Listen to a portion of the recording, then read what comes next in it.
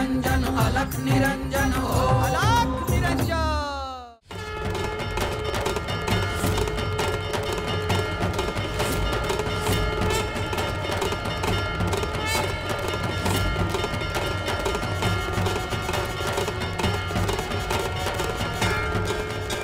हे युद्ध सुरू व्हायला नको होतं, कारण वैष्णवी विष्णूला प्रिय आहे आणि भैरवाचे स्थान माझ्या हृदयाजवळ आहे।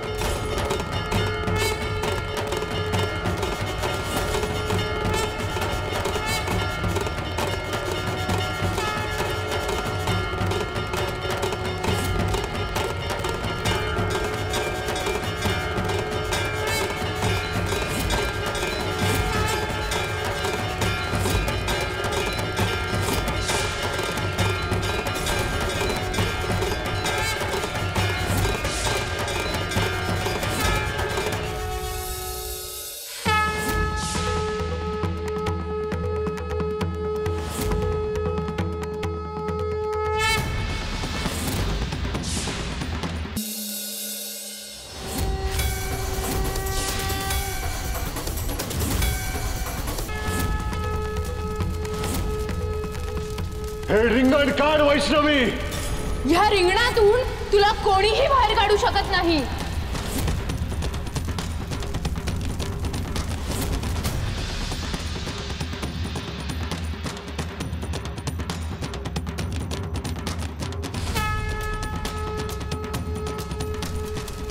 महादेव महादेव महादेव। भैरव, मी जे सांगितले तसेच घडले। आता तिला पूर्ण शरण जा।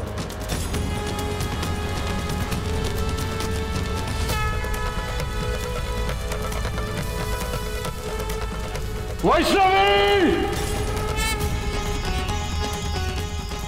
वैष्णवी म्हणजे साक्षात भगवती आदिशक्ती आहे। तिची क्षमा माग हा माझा आदेश आहे। महादेव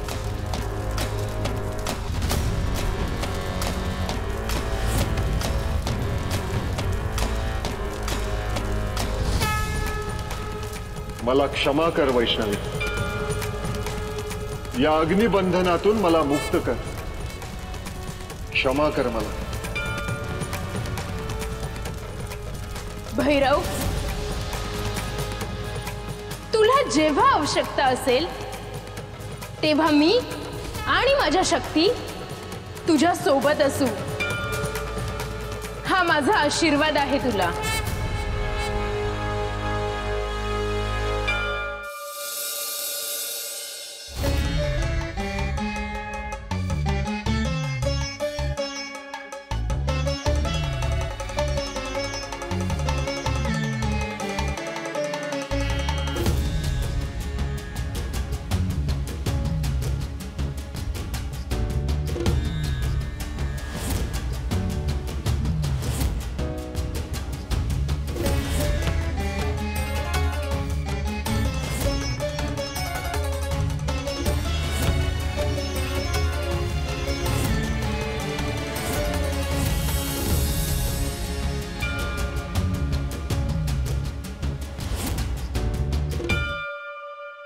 अखेर युद्ध संपलं। ही शुभ वार्ता आहे गुरुदेव। होय भर्तरी, या युद्धाचा अर्थ काय आहे हे सामान्य दृष्टीला कळणे अवघड आहे। परंतु भैरवनाथांना वैष्णवी देवींनी क्षमा केली हे सगळ्यात महत्त्वाचं आहे गुरुदेव। होय, वैष्णवी देवीचे स्वरूपच मुळात प्रेमळ आहे। भैरवनाथांचा हेतू शक्ती सिद्धी प्राप्त करण्याचा असला तरी त्याचा उपयोग त्यांना जगत कल्याणासाठीच करायचा होता, स्वतःसाठी नाही। आणि हे वैष्णवी देवीला ठाऊक होते।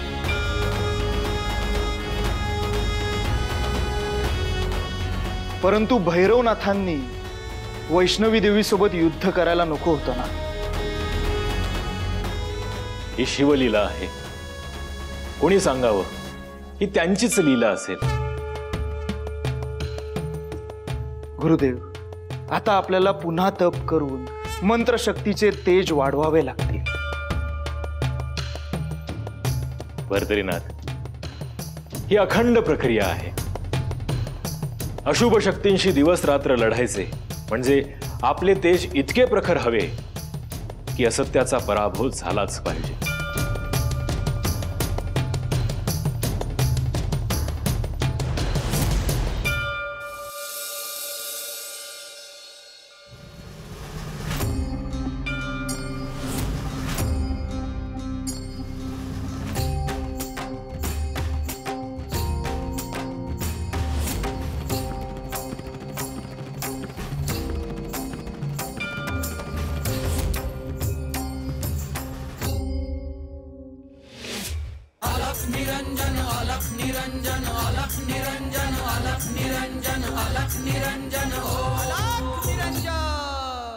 सगळा आकाश स्वच्छ झालाय कानिफा. देवीने युद्ध करून विश्रांती घेतलीये, परंतु त्याआधी सगळीकडे शांतता प्रस्थापित केली आहे. गुरुदेव, सारं संकट टळलं. हे नवरात्र जरी संपलं कानिफा, तरी ते अखंड वर्षभर सुरूच असतं. वर्षभर देवी असुरी शक्तींशी लढतच असते. सामान्य दृष्टीला ते दिसत नाही एवढंच. गुरुदेव, आपण गावात भिक्षेसाठी आलो आहोत. भिक्षा मागून पुन्हा आश्रमात जायचं आहे. निघूया.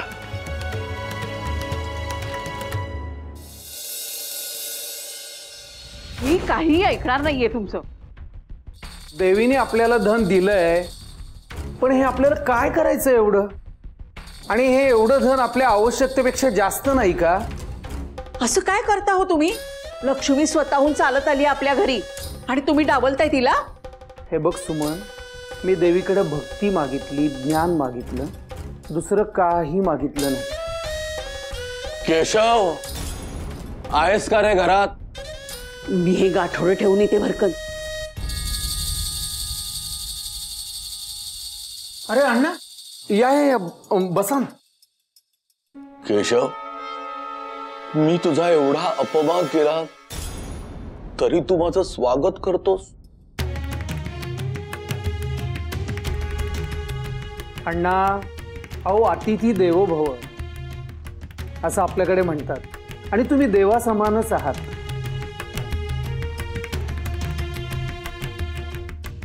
केशव, मला क्षमा कर.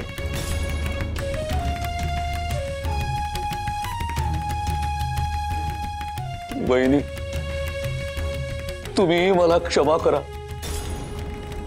माझ्याकडून घोर अपराध घडलाय. आपण क्षमा मागू नका अण्णा, आपण बसा, आपण मोठे आहात. केशवा, आज पहाटे देवीने मला दृष्टांत दिला आणि तुझी क्षमा मागण्यास सांगितलं. काय सांगताय अण्णा? खरंच? केशव, तुझ्यामुळे माझे डोळे उघडले. मला गर्व झाला होता सत्तेचा, पैशाचा. तुझ्यामुळे माझा गर्व उतरला. मला क्षमा कर.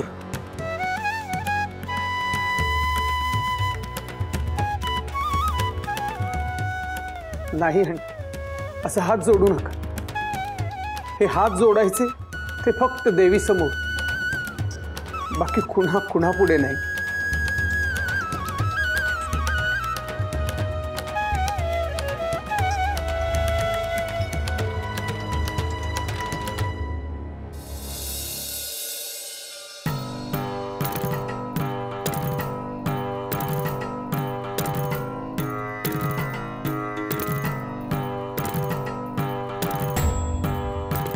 आदेश, अलख निरंजन.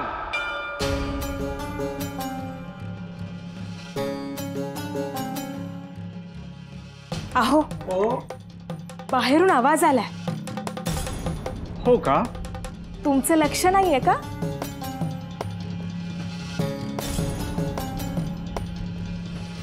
अहो जयघोष ऐकू आलाय. बहुतेक ना गुरुदेवच आले असणार. मग त्यांना सांग मी नाही आहे म्हणून. अहो आता असं का? त्यांनी परत काही माझ्याकडे मागितलं तर? अहो ते कशाला तुमच्याकडून काही मागतील? हा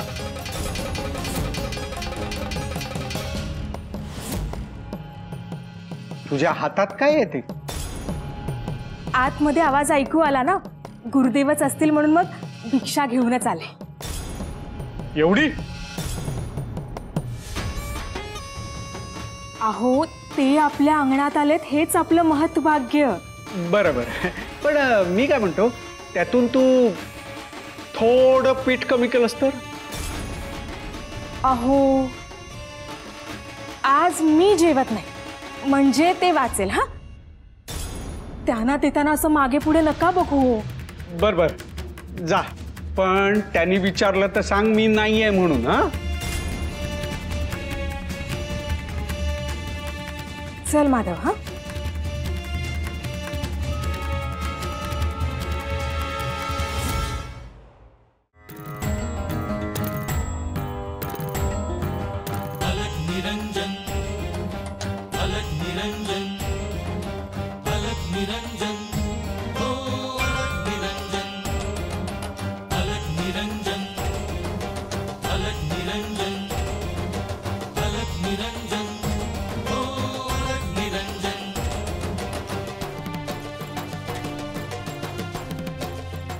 शुभम भवतु.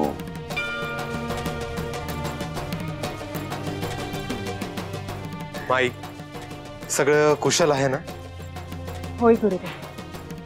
शेठजी कुठे आहेत? बापू घरात आहेत. बोलवा त्यांना. आम्ही बोलवलं होतं पण ते आले नाही.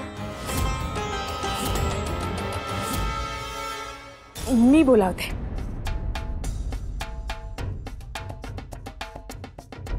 माधव, शेठजींच्या स्वभावात काही फरक पडलाय का रे? अजिबात नाही. आधी जसे वागत होते आता पण तसेच वागतायत. अहो गुरुदेवाने तुम्हाला बोलावलंय. हे बघ, मी तुला सांगितलं होतं ना की त्यांना सांग मी नाहीये म्हणून. अहो मी सांगितलं ना तुम्हाला, त्यांना सगळं कळतं. त्यांच्याशी असं खोटं नाही हो बोलता येणार. कशाला बोलवलं असेल? मला नाही माहित ते. हे बघ, एकदा मी तुझ्यामुळे संकटात सापडलेलो आहे. पुन्हा आता मला कुणाला काहीतरी द्या म्हणून सांगू नकोस. तुला खरं सांगू का, माझ्या मुखातून कुणालाही घे असं येतच नाही. माझ्या हातातून काही सुटतच नाही. अहो ते काय म्हणतायत ते ऐका तरी आधी. चला ना बाहेर. अहो उठा ना, चला जाऊया बाहेर. हा बर.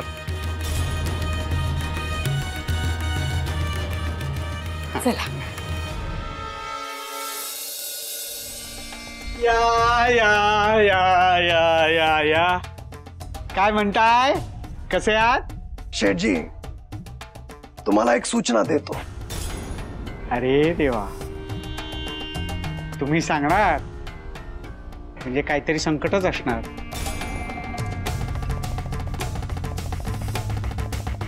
गुरुदेव जे सांगतायत ते ऐका. अहो ते काय सांगतायत ते ऐका तरी आधी. बर. गुरुदेव तुम्ही सांगा. शेठजी, तुमच्या घरात तुमच्याच नात्यातील एक अविवाहित स्त्री येणार आहे आणि ती आल्यानंतर दारात संकट उभं राहतील.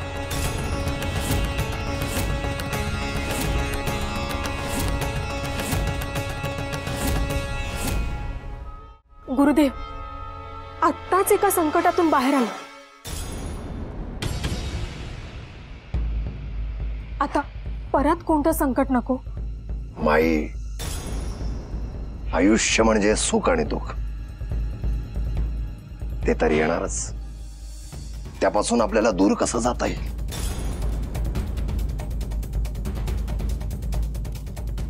पण माझ्या घरी येऊन देणार नाही मी कोणाला. शेठजी, विधीचं विधान आहे हे. खोटं कसं होईल?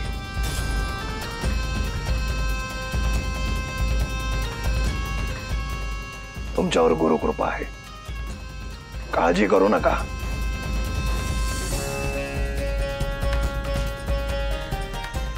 आदेश, अलख निरंजन.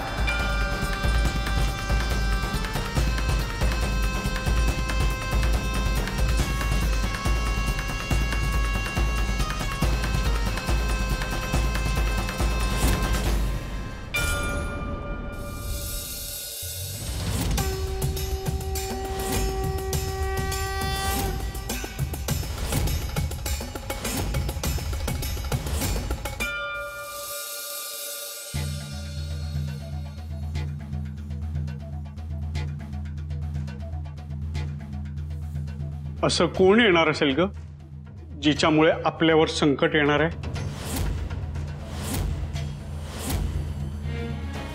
अहो, असं काय करताय? माझ्या आत्ता लक्षात आलं, तुमच्या भाचीने संदेश पाठवला होता ना की ती येणार आहे म्हणून.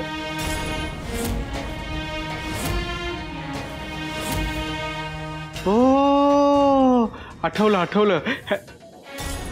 तिच्यामुळे काय संकट येणार आहे आपल्यावर? नाही, आता तू तसं बोललीस. अहो, मला असं म्हणायचं नव्हतं. मला असं वाटलं, कारण तसं गावात दुसरं कोणी नाहीये की ज्याच्यामुळे आपल्यावर संकट येईल. बा, ताई येणार? होय रे बाळा. नाही येणार ताई. तुझ्या ताईला आपण संदेश पाठवून देऊया की येऊ नकोस मग? अहो, असं बरं नाही दिसणार हो. ऐका माझं, तिला आपल्याकडे कशासाठी पाठवत आहेत? स्थळ पाहण्यासाठी. आपल्याला पाहता आलं तर पाहायचंय, तिचं लग्न करून द्यायचं. मग अशा वेळी तिला कसं सांगणार नको येऊ म्हणून? ते काही नाही, तुला जमणार नसेल तर मी संदेश पाठवतो. सध्या येऊ नकोस, नंतरचा नंतर बघू. अहो, असं करून कसं चालेल? ठरलं म्हणजे ठरलं. कुठलंही संकट नकोय मला.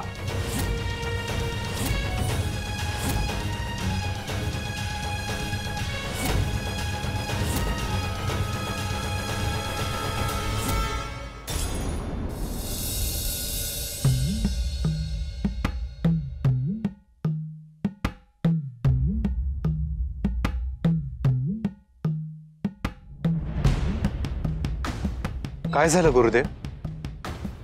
कानिफा, त्या लहान मुलीला बघ. तुला काही दिसलं का?